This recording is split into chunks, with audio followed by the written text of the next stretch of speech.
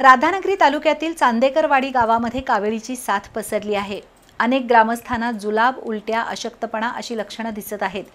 गेल्या 4 दिवसात गावातील 10 पेक्षा अधिक लोकांना कावेळ सदृश्य त्रास सुरू झाला आहे।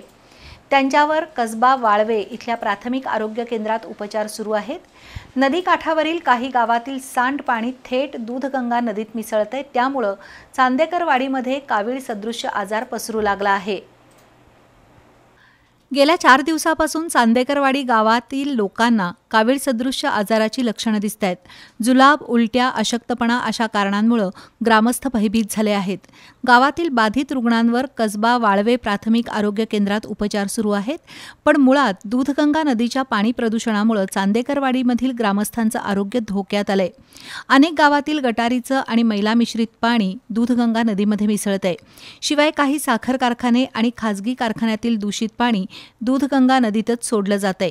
चांदेकरवाडी गावामध्ये सध्या कावेळीचे पेशंट दिवसेंदिवस वाढण्याची शक्यता आहे, वाढत आहेत। कारण इथून पाठीमागे चांदेकरवाडी गावाच्या पाठीमागे कसबा वाळवे, बिद्री कारखाना, गोकुळ दुसंग इतर बरेच प्रकल्प पाठीमागे आहेत। त्यातल्या त्यात कसबा वाळवे गावातील सांडपाणी किंवा इतर प्रकल्प तिथे जे वाळव्या गावामध्ये आहेत त्याचं सांडपाणी नदीमध्ये मिसळून ते प्रदूषित पाणी आमच्या वाळव्याच्या खालच्या गावांना प्यावं लागतंय। त्यामुळे कावेळीचे इथून खालच्या प्रत्येक गावात चांदेकरवाडी असू दे, बेलवडे असू दे, बाचणीपर्यंत तिकडे सिडनेलीपर्यंत कावेळीचे पेशंट वाढत आहेत।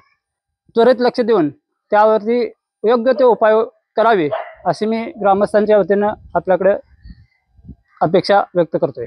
दरम्यान चांदेकरवाडी ग्रामपंचायतीनं नदीत दूषित पाणी सोडणाऱ्या अन्य ग्रामपंचायती आणि कारखान्यांना लेखी पत्र दिलंय।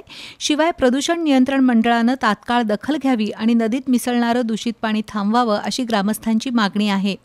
दूषित पाण्यामुळेच नागरिकांचं आरोग्य धोक्यात आल्याचं तालुका वैद्यकीय अधिकारी डॉक्टर राजेंद्र शेटे यांनी सांगितलं। दूधगंगा नदी काठावरील ग्रामस्थांनी पाणी उकळून प्यावं असं आवाहन आरोग्य विभागानं केलं आहे।